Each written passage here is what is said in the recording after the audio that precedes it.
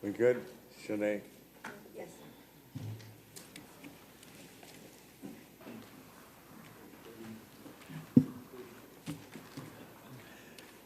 Welcome to the regular meeting of the Irving City Council, July 16, 2026. It's a pleasure to have each one of you with us this evening. And so hopefully we'll be able to move right through our agenda. We had a good afternoon session as well as this morning session with two of our committees. So at this point, Shanae, do we have any comments at this point? If not, I'm going to move right to organizational service announcements. Do we have anyone signed up to give an announcement? Yes, sir, we do. We have Usman Ghani, and you have 3 minutes to speak, and please state your name and address. Thank you. Good afternoon. My name is Usman A. Ghani. A stands for Agentic AI. I would like to request you to consider, I will send this around if you please don't mind, officer, to circulate this. We are doing a program for executives who really want to use AI for judgment. These days, AI is being used mostly as a support tool, secretarial tool. But executives like yourselves, especially in the nonprofit area, do not necessarily have all the benefits that AI can bring. We have organized, with the help of MIT, on August the 5th, which is Wednesday, 4 weeks from yesterday, a program that will be at the Brookhaven College because that is central. And I would urge you all to consider it, come yourselves, learn, help us learn, and also share it with others. Thank you very much. Thank you.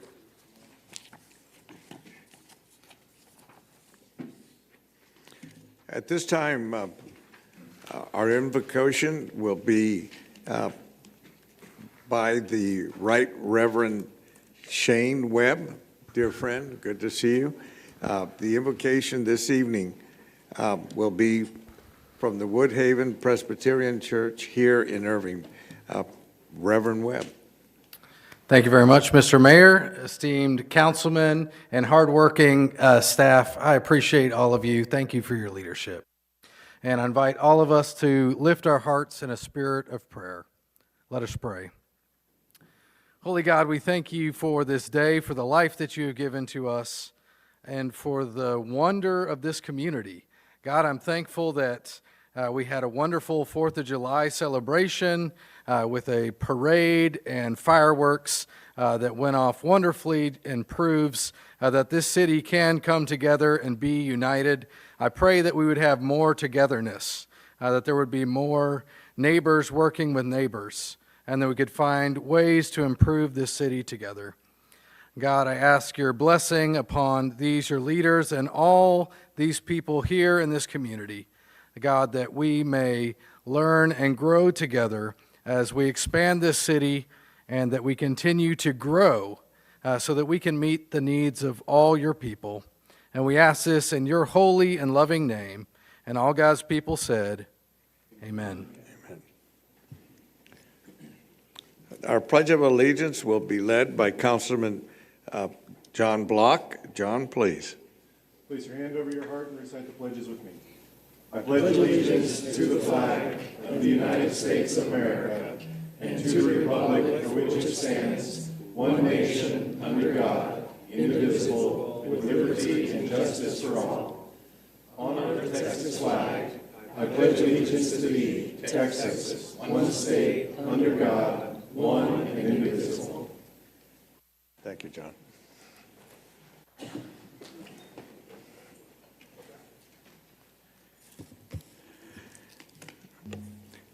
Okay, proclamation and announcements. I think we have one for the National Parks and Recreation Month proclamation. Am I correct? Okay, Julia. Now what? We,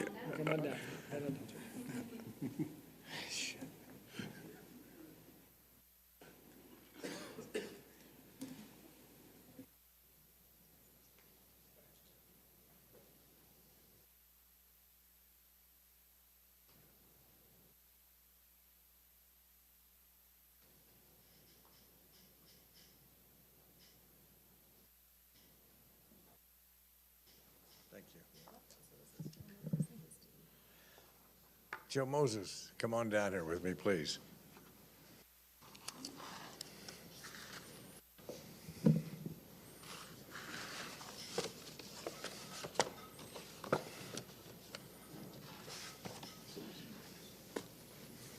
Proclamation.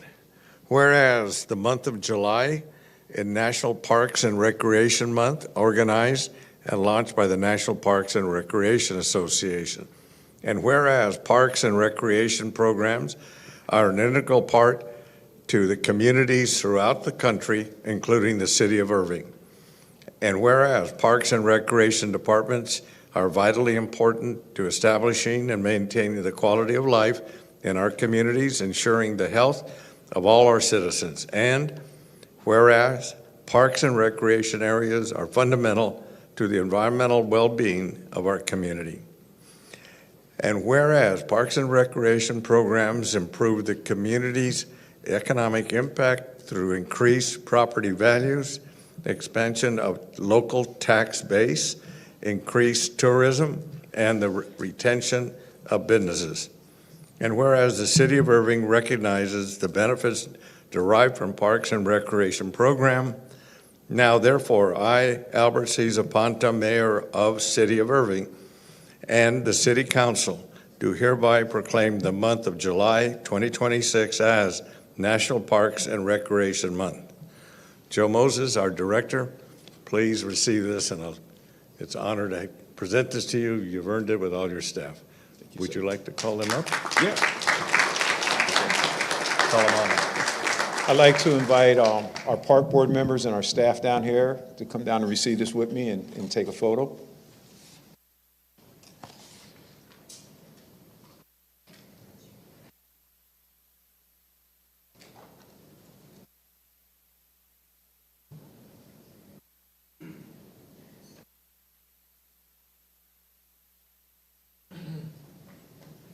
And so these are the folks that make it happen.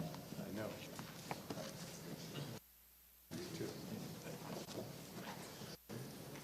Again, Kevin, thank you. Thank you. Appreciate it.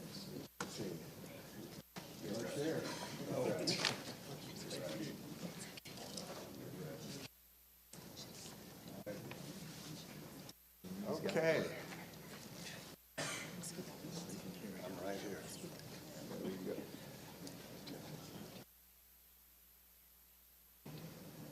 Okay, April, you got a good shot of us? I got it. All right, thank you. Joe, thank you.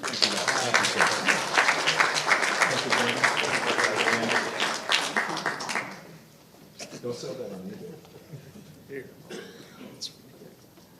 Wendy.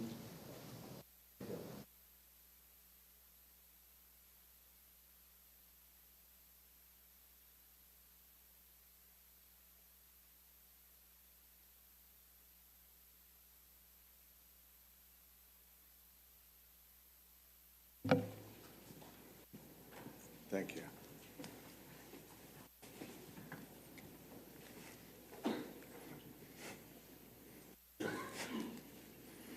Okay, city manager, city operations update. No update this evening, sir. Thank you. Thank you. Okay, public hearing to gather input on the 2026-2027 annual action plan submission for the use of federal funds from the United States Department of Housing and Urban Development. Shanae, do we have anyone signed up to speak on this item? Yes, we do. We have one speaker to speak. Laura Anderson, you have 3 minutes.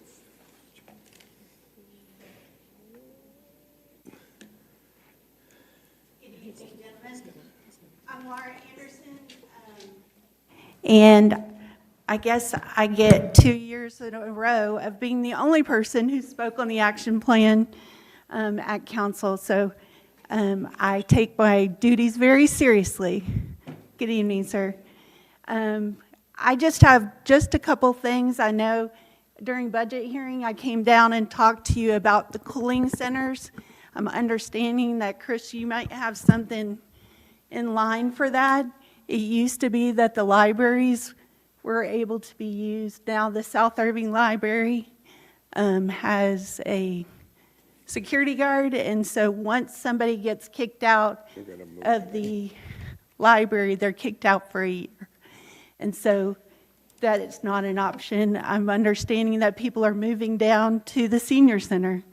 Those are elderly are moving down to cooling centers. After I talked on budget on Sunday 2 weeks ago, I was at church and there was a 66-year-old man that came in needing food, shelter, and he wanted to get out of the heat. And so I was able to call the Salvation Army, and the Salvation Army took him in. But we need to do better for the homeless. I know. I watched work session and I watched Dennis again request that $2.9 million be placed back where it originally belonged. And that's for a non-congregate shelter for the homeless. Many Helping Hands is seeing record numbers, 90, 70, and those people are all out in the heat. And just like I said before, the really cold days, y'all supported the the inclement weather shelter. We need a permanent solution for 1 minute. every year, all year round. And so it would help with that $2.9 million to be placed back where it originally belonged. So we do have some really good news. I know the mayor showed up to the homeless committee meeting with ICANN. We've been working really diligently. I went and spoke before the Housing and Human Services Board last night, and there's some really diligent people, including Justice of the Peace Sasha Moreno chairs it, and we're all willing to find a solution to help the homeless, get them where they need to be. They need the dignity, and so please consider doing that. I have some ideas on how we can make that happen, and I'll save that for another time. But thank you for your consideration. Thank you, Laura. We will now take up the consent agenda. There are items 3 through 25. Tonight's agenda is the consent agenda. That there are any council members wishing to pull an item from the consent agenda at this time. Motion for approval. Second the motion. Second, thank you. Show your vote, please.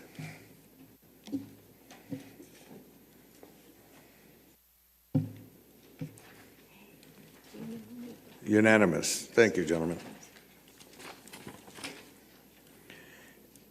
For individual consideration, items 26 to 27, 26 ordinance public hearing and designating approximately 19.247 acres of land as tax abatement reinvestment zone number 65. Shanae, do we have any person that is signed up to speak on this item? No, sir. Okay. The chair will entertain a motion unless there is a council person that has a comment. Motion to approve. Second the motion. Thank you. Show your vote.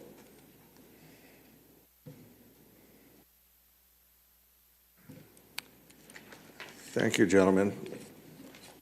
Resolution 27, approving the tax abatement agreement between the City of Irving and NVIDIA Corporation in an amount dependent upon annual qualifications. Sinead, do we have anyone signed up to speak on this item? No, sir. Does the council have a comment? If not, the chair will entertain a motion. Motion to approve. Second the motion as well. Thank you. Show the vote.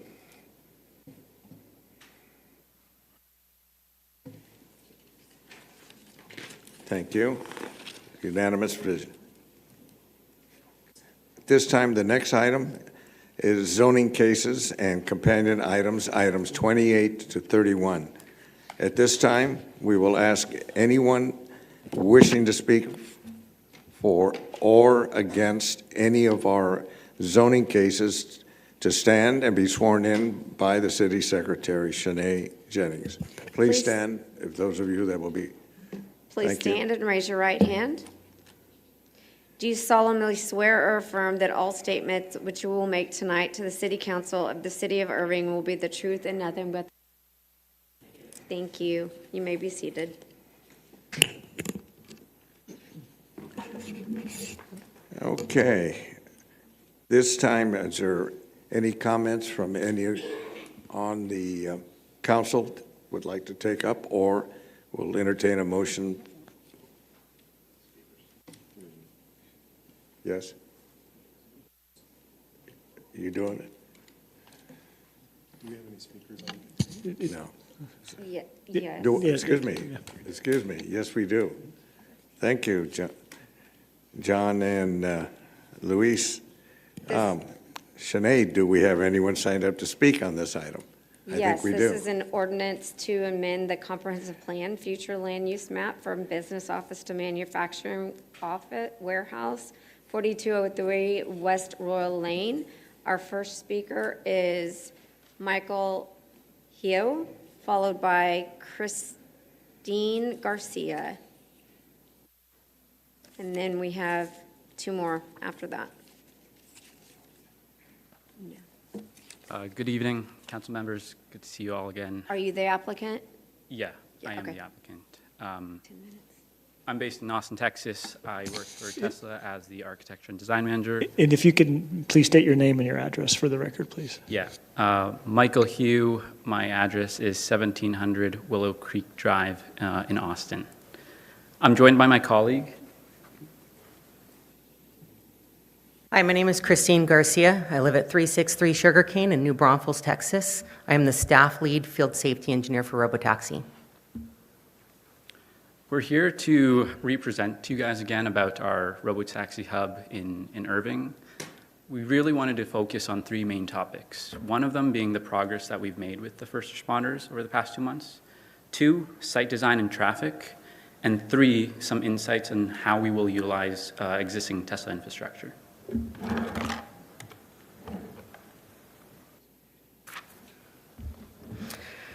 So as stated before, I am the lead field safety engineer for Tesla Robotaxi.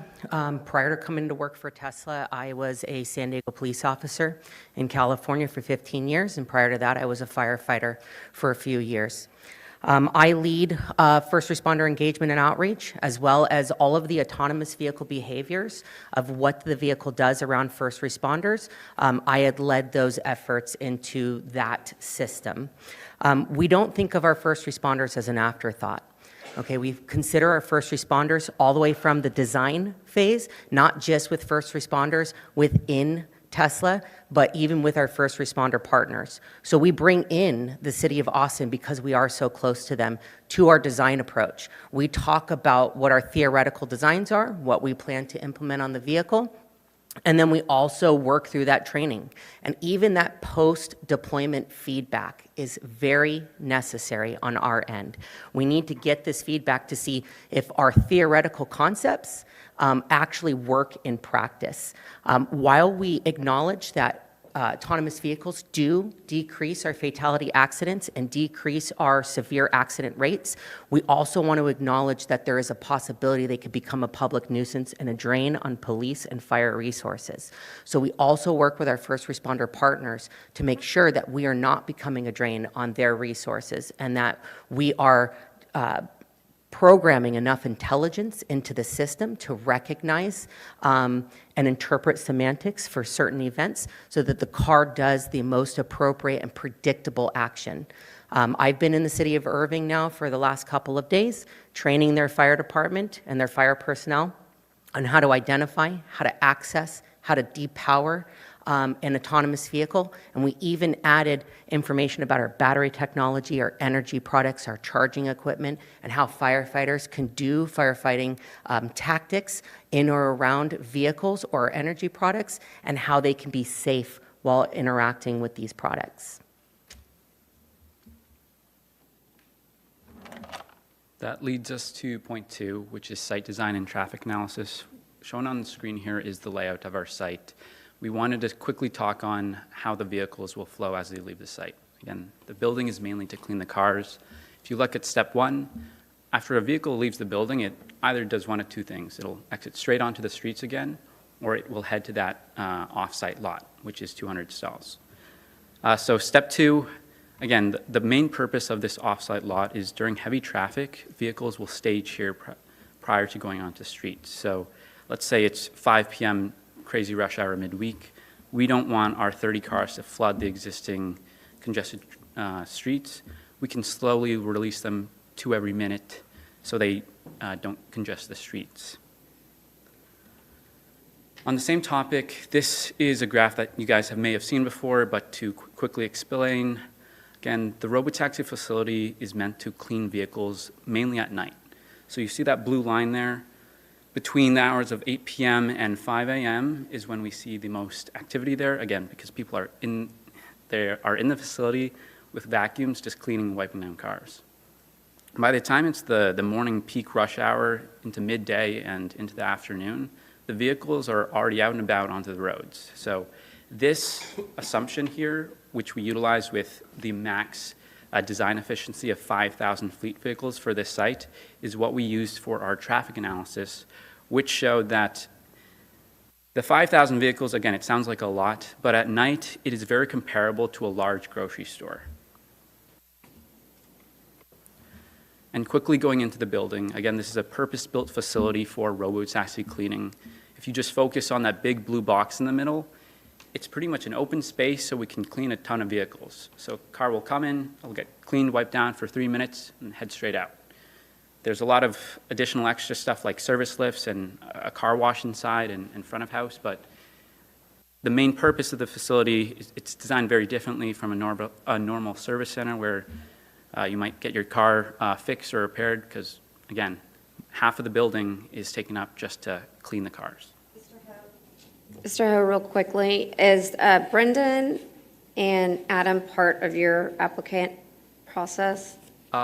We had them sign up in the case that they had any questions fielded to their way. Okay, I just want y'all to know y'all have a collective 10 minutes to present. So if they want to present anything, you have 5 minutes left. Okay, Okay, sounds we good. stopped the clock just so I could let you know that. Yep, all good, thank you. And to my last point, I wanted to talk on existing Tesla infrastructure. If you look at the map there, that is the Dallas-Fort Worth region. The subject site noted in yellow. We have existing Tesla infrastructure across the entire region. The blue dots there are 6 existing service facilities that we have, customer-facing facilities, and I want to make it clear that we will utilize all these facilities for these robotaxi programs. So we don't intend to kind of flood just this subject site with a ton of cars, all robotaxis. We intend to utilize our existing network so it doesn't congest just this subject site too much. Same goes for our existing superchargers. We have over 40 existing supercharging sites around the Dallas area. This site only has 16 stalls. We have over 500 across the region. We intend to utilize all of them. Very last point here, I wanted to share a comparison to our Austin robotaxi facility to share some similarities between the Irving site that we selected that you guys have seen versus the Austin site. They are both 36,000 square feet end cap spaces of like a newer warehouse, as you can see on the left there. They both have a nearby parking lot that we utilize for the staging when vehicles leave. They're both actually 5 minutes from the airport, and Our Tesla Austin operations, the robotaxi launch was over a year ago, 13, 14 months ago. Our current fleet size today is 40 VINs, 40 cars in commercial operations. The last point I want to make is that, again, that 5,000 number has been thrown around a lot by myself, and that is the max operational designed efficiency that we've designed this site for. But it will be a very long time until we get to that point, as seen by our Austin facility. Thank you, and let us know if you guys have any questions. Any questions from, Thank you, Mayor. Just a quick question. Go back to the first slide, or it's the second slide, I think. This one, This one? the next one. Yeah. What is in the middle building? What is it in the middle?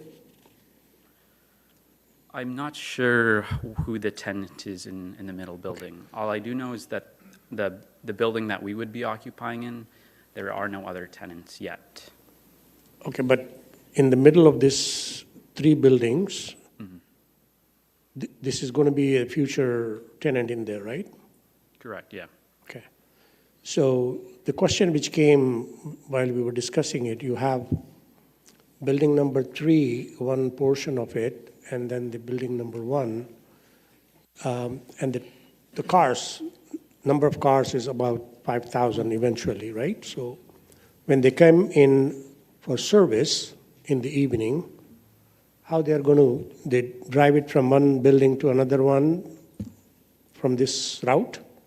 So this goes back to actually this here. As I mentioned, we only intend to pretty much utilize that parking lot during the periods of heavy traffic. Overnight, there is almost no traffic on the road. So overnight, we expect vehicles to come in, clean, leave straight onto the streets immediately. Whereas during, let's say, 5 p.m., that is when we intend to utilize this parking lot the most, because we can't clean that many vehicles, send them out that fast. So in the evening, if this building, we don't know what activity it's going to be in the future, but in the evening, if the cars lined up to come for the service, would back up all of this parking area, isn't it?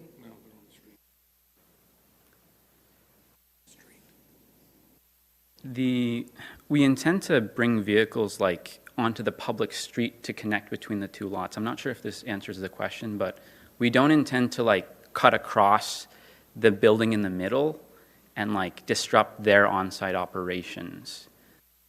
Okay, so you're using these for the public street? Yes. Not the parking of the That blue third. line there, the way that it connects the two is Horizon Way. That answered my question. Thank you. I've got a question, and maybe a comment. First of all, thank you very much for this week. I had the pleasure of riding in one of your vehicles, and it's really something to watch and see how that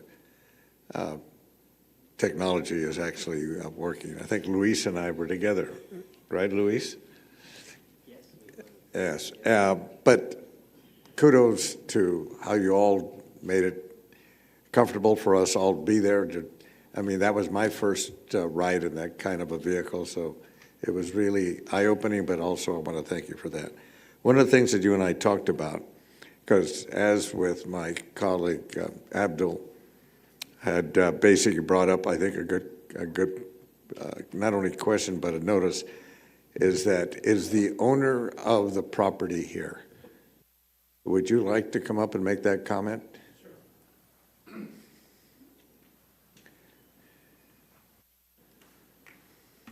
My name is Jim Wells. I live at 1506 Crowley Road in Arlington, Texas. I represent the joint venture who owns this project, which is a venture between Foundry Commercial, who I work for, and Metropolitan Life.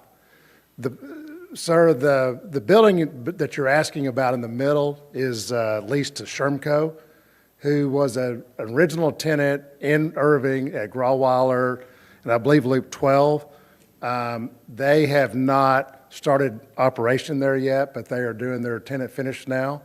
And so, as Michael represented, all of the traffic flow will go out onto Horizon, between the parking lot that you see there on the left, that's highlighted in the red, over to their space on the be the east side of Building 3. Great, thank you. I think it's important because I think Councilman Abdul was speaking directly to the clarification on that. So thank you very much for doing that.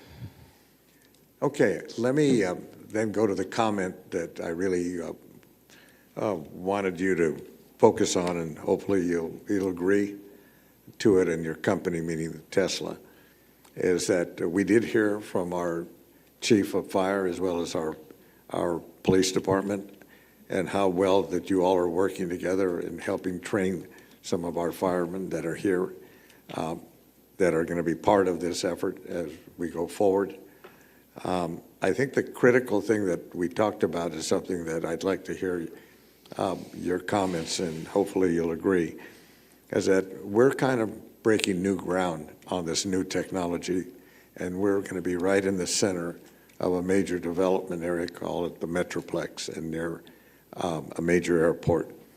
And so one of the things that was discussed was what I call either a field manual or operations manual that really talks about the vehicle itself, what's its capability, and what are some of the kind of emergency actions that it could take, but more importantly, how does a fire department, how does a police department, across the board, to include the city of Irving, and how do we respond and understand what the operations are going to be at that site. So if you can address that, I'd sure appreciate it. I'll address the vehicle side, and then Michael can address the site side.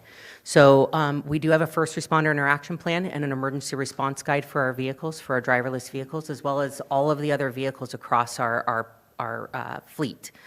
We've been putting out these manuals for the last decade. In the state of Texas, the first responder interaction plan is actually required to be submitted to the Texas Department of Public Safety, who also then will reach out to these first responder agencies.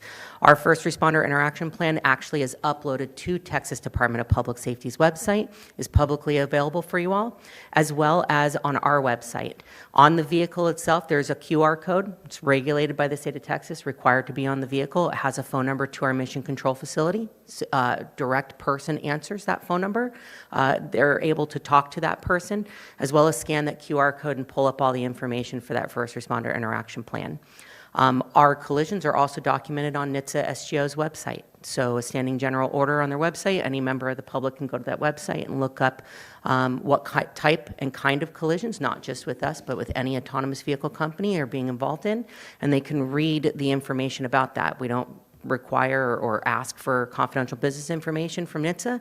We don't redact those reports or ask them to redact those reports.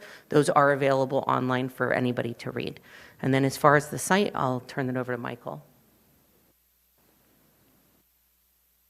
Yeah, not much to add on the site front.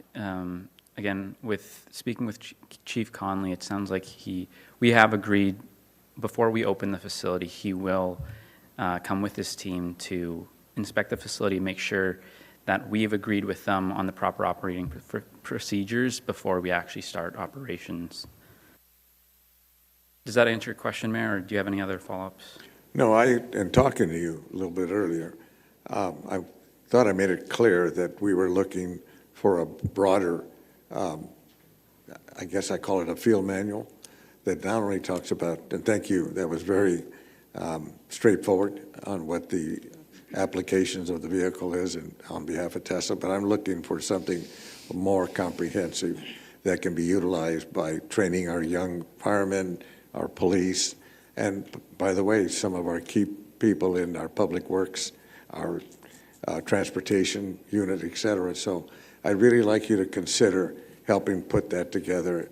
And it doesn't matter that it is, yes, we want the fundamentals of what you talked about. That is obviously a Tesla document. But I'm now asking you to scope it here to the city of Irving. Yeah, absolutely. We can work with the fire and police department on that. If there is something that we are lacking on as far as that documentation and making it available to them, we definitely can work on that, get that published, and get that over to them. Great. I appreciate that because we want to be able to be conversant and being able to have across the board of our individuals that'll be, tangentially dealing with this issue, or maybe hopefully understanding how you operate. So thank you very much, and thank you for that commitment. That's what I was looking for. Okay. Yep. Okay. Mayor? Yes. Thank you so much. So a few questions. I did go through the data that you talked about that is posted. First of all, longtime Tesla user, consumer. Since the inception, I have a Model Y. I touch my steering wheel about 3% of the time. I have a 97% rating of FSD. So very, very impressed. I'm looking at the data for last 1 year because that's when you started the program with Austin. Yep. Was in June. And it's impressive to see that overall there are 189 incidents, but Tesla only has 7 incidents out of those 189. So that's impressive. But have you looked at those incidents to see how we can avoid those things? My concern are ignoring the police direction was one of them. Operator running the car into a construction barricade, putting the lives of the construction workers at risk. Driving into the fence. Those are the 3. And then are you going to continue allowing the mission center to control the car to move it out of the way? Yeah, so it's a good question. So all of the collisions we do review individually and in aggregate to look at the safety metrics and the performance of our system, as well as take away any learning takeaways that occurred from this.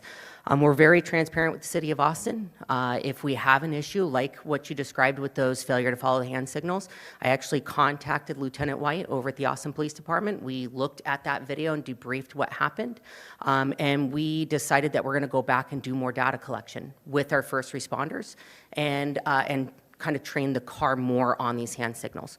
One of the things with artificial intelligence that we can do in our end-to-end neural network is we can provide these examples to the neural network so that way it can interpret and infer what it is going on in its environment and what it should do next. And so we do take all of that back. As far as our operations center or remote support, remotely driving the vehicle, there are safety guardrails in place for that. There are speed caps, latency checks, autonomy health checks that are happening on our end. But the last thing we want to have happen is that we block an ambulance at an active shooter for 6 minutes. That is something that crosses my mind all of the time that one of our competitors did. And that's because they outsource their remote support to a different country. We do not. Those remote support staff are here in Texas. The car is engineered, manufactured in Texas, and then supported by our remote support staff in Texas. We want to give them the ability to be able to remote control into that car and move it out of the way if we are blocking that ambulance for too long a period of time.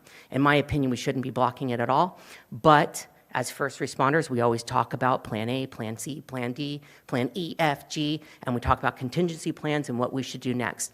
I am constantly thinking about the worst case scenarios and providing a solution to those worst case scenarios so that we don't get caught in that same situation and interfere or block police or fire operations. So this is good data that Austin is collecting.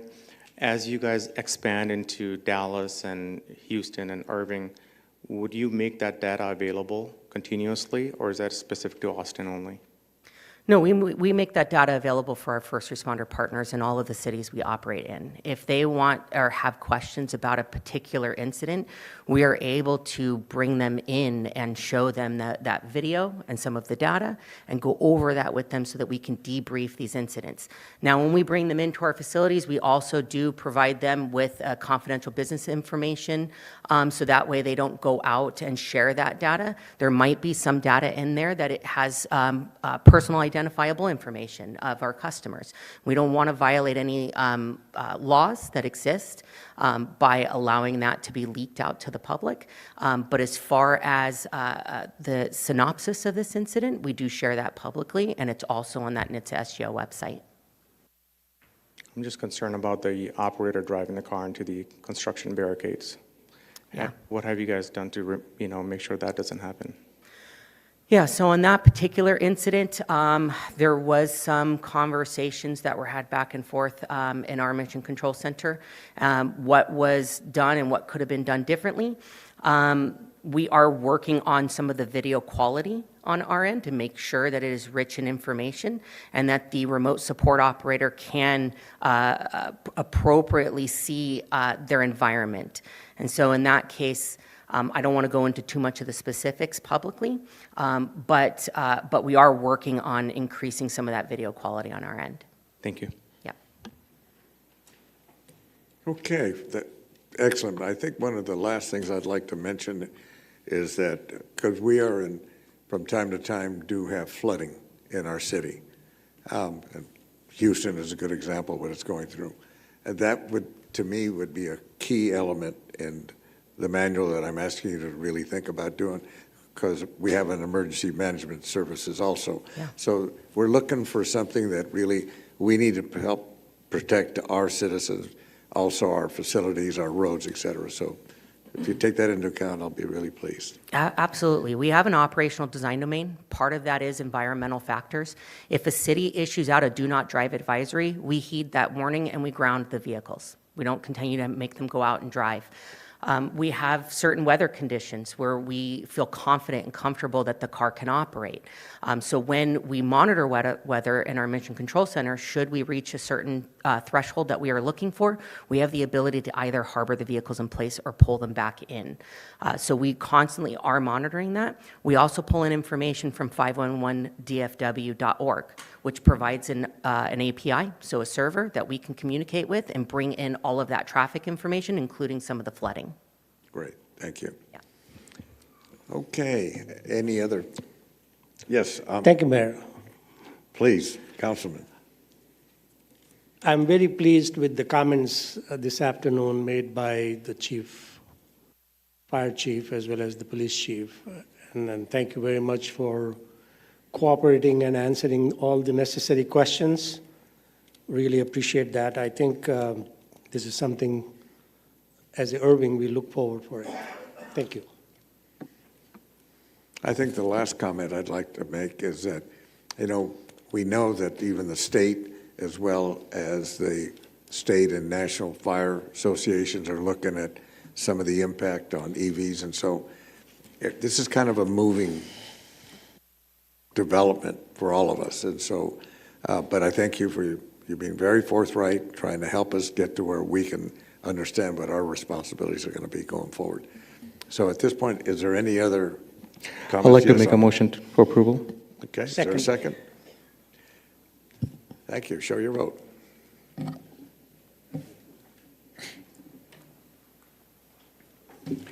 Thank you.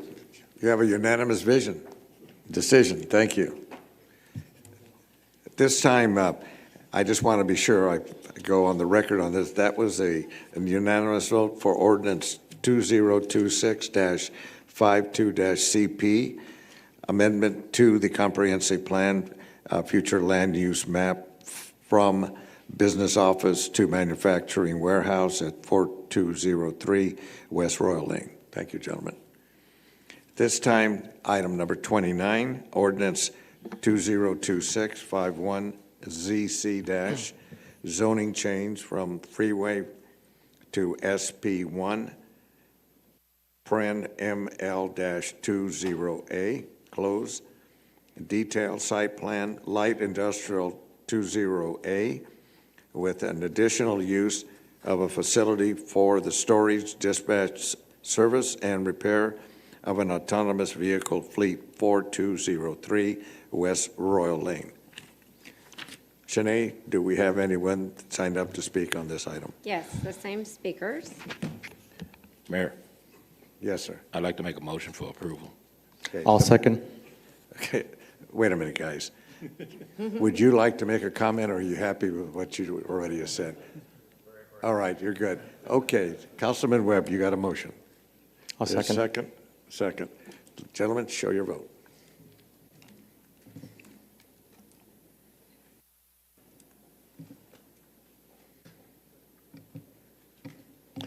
Thank you. It passes unanimously. Thank you, gentlemen.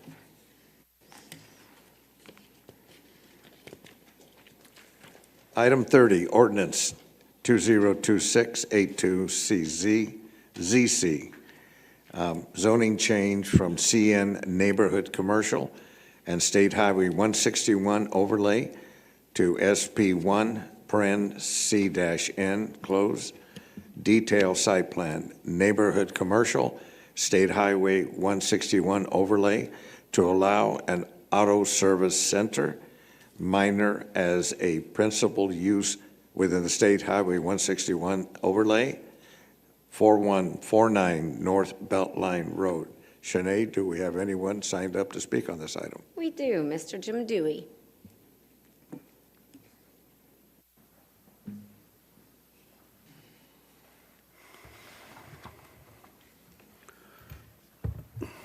Good evening, Mayor, City Manager, Councilman. I'm Jim Dewey with JDJR Engineers, 2500 Texas Drive, Suite 100, here in the great city of Irving. I'm here tonight actually in behalf of both the current owner and the developer that would like to construct a new Jiffy Lube facility at this site. The zoning was approved 3 years ago by this council at the time for CN zoning. Commercial neighborhood, uses that benefit neighborhoods. The zoning allows our use, which is minor auto repair, and as you know, a Jiffy Lube just does oil and liquids and filters and minor stuff, which falls in that category. Any kind of major auto repair is not allowed. But I actually didn't realize at the time that this was actually in the overlay, or maybe I should have and didn't realize it, and that it's not allowed in the overlay. And so that's why we're here. If this wasn't in the overlay, we wouldn't be here. But if there is a quick exhibit I'd like to show you.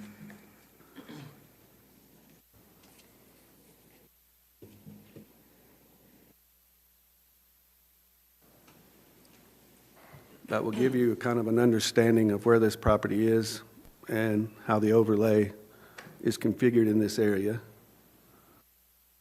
He's trying. Okay.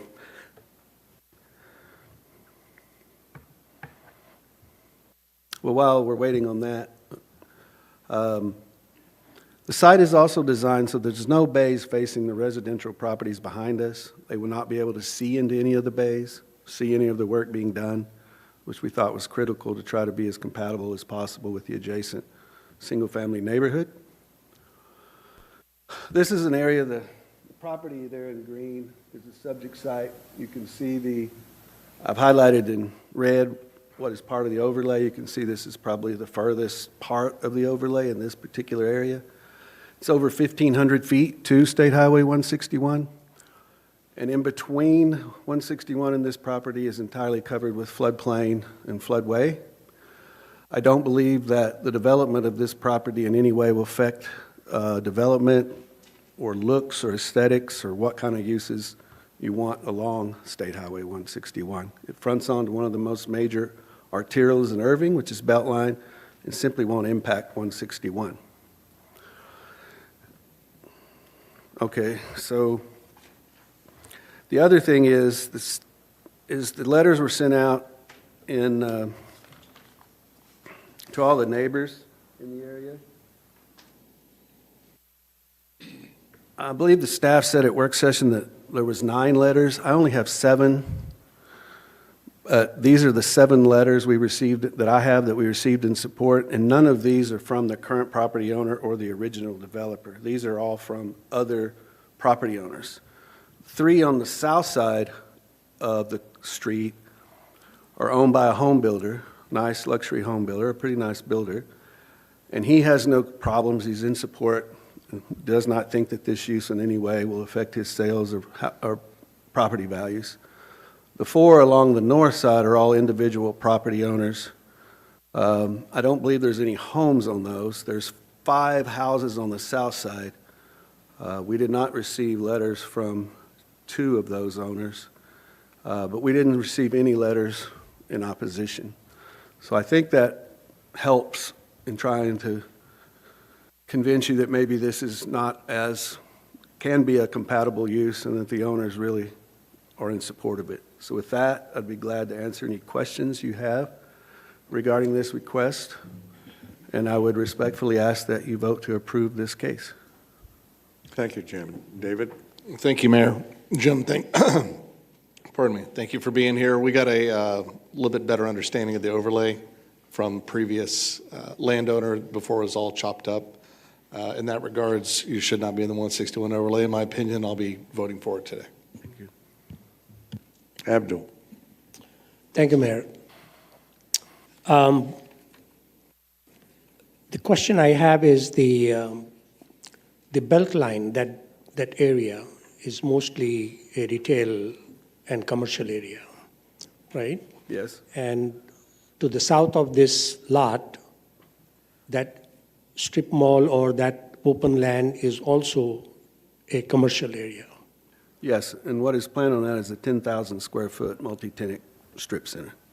And you know what's coming in there, or?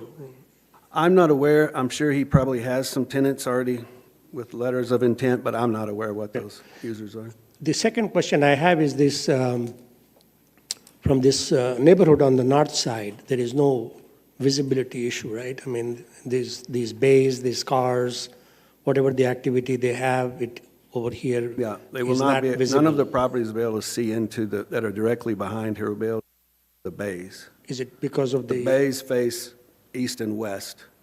The circulation gonna have- pattern is you pull around and come in the back and you leave and go out the front.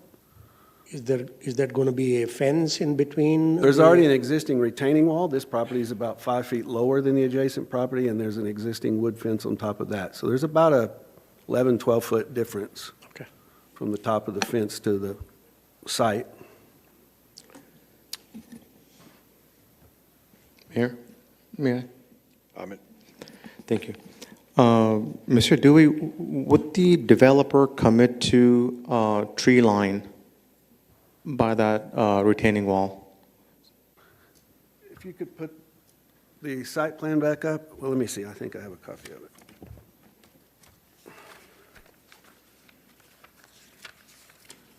So you have a retaining wall between the residential lots Yes. and the lot in Yes, we question? have 10 foot of separation between any paving or building or anything in the property line. You'd certainly agree to put a trees there.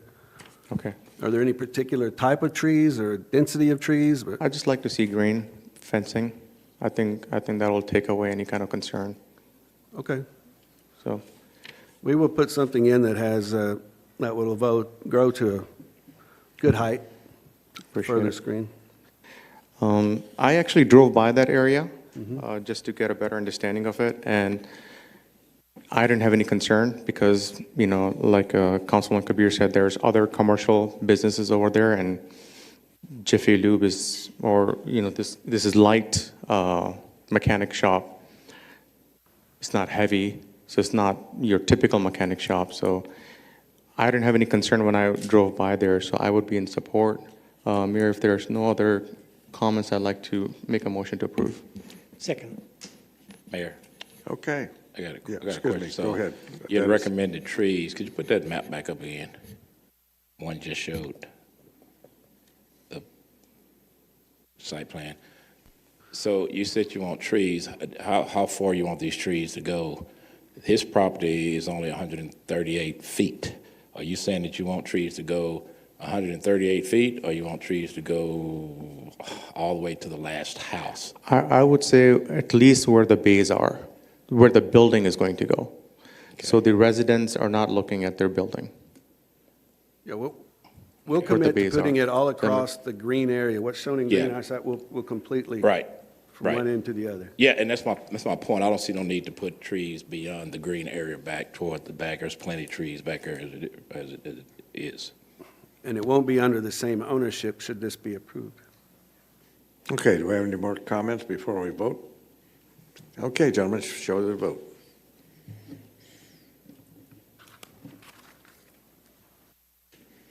Thank you, Jim. Unanimous at this time.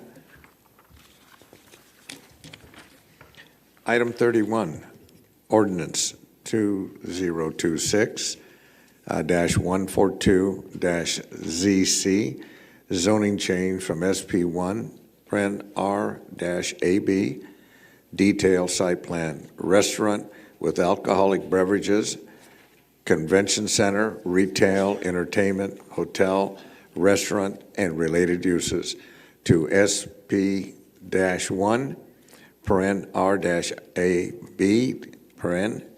detailed site plan, restaurant with alcoholic beverages, convention center, retail, entertainment, hotel, restaurant, and related uses to convert parking spaces into the outer patio, 300 West Las Colinas Boulevard. Sinead, do we have anyone signed up to speak on this item? No, ma'am. No, sir. Okay, I'll return it here to the council. Anybody have any comments at this point? I'll entertain a motion. Motion to approve. Thank you, David. Second. Thank you, Mark. Gentlemen, show your vote.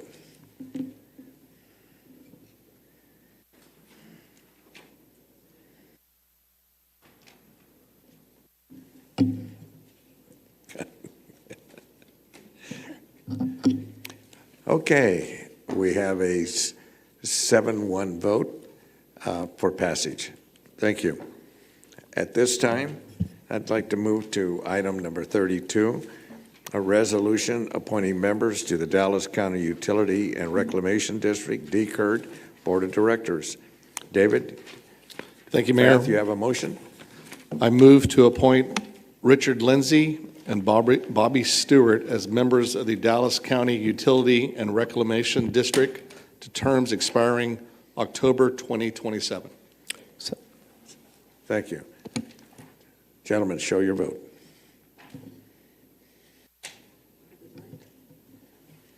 Passes unanimously. At this time, I'd like to notice you all that we have now completed the work session and activities at not only appointments, but also in passage of our zoning and cases. And now we're moving to public comments.